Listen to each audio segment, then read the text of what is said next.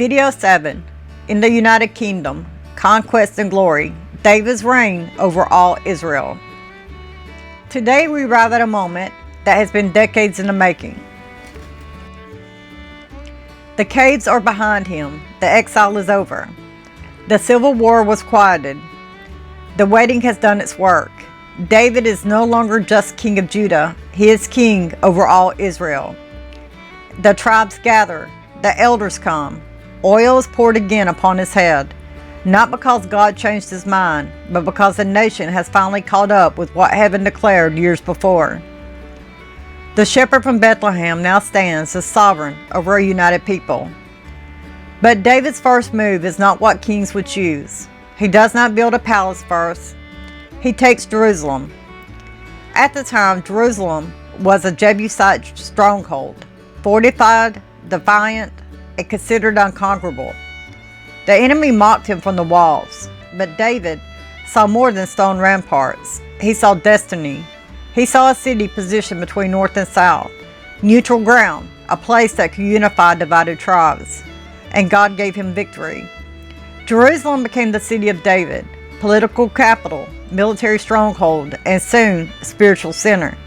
This was not just strategy, this was vision. David was not merely ruling tribes, he was building a nation. And here's where the story shifts from conquest to worship. David says, "Bring the ark."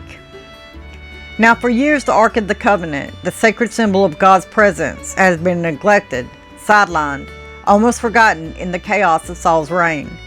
David understood something Saul never did. A nation cannot be sustained by military strength alone. It must be anchored in the presence of God. So the procession begins. Now priests carry the ark. Musicians play. Trumpets sound, and David, the king, lays aside royal dignity and dances before the Lord with all his might.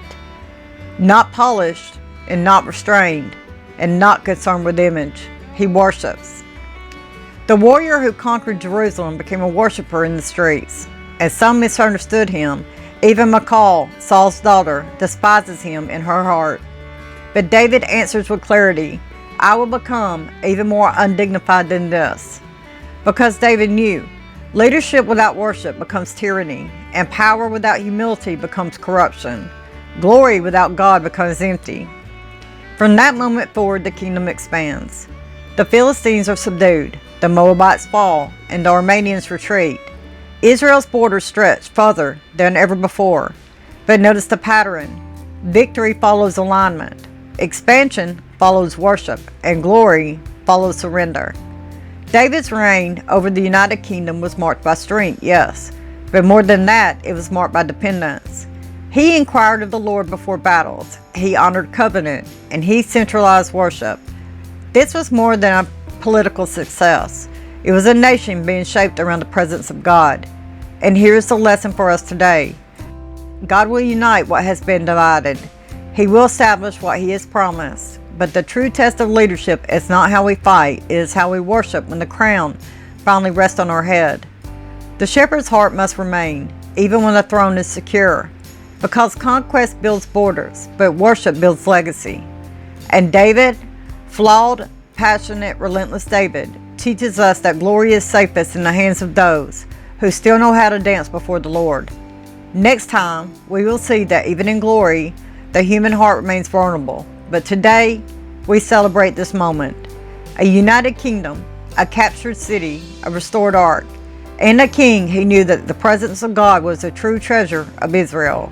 From shepherd's song to sovereign glory, and the story is still unfolding.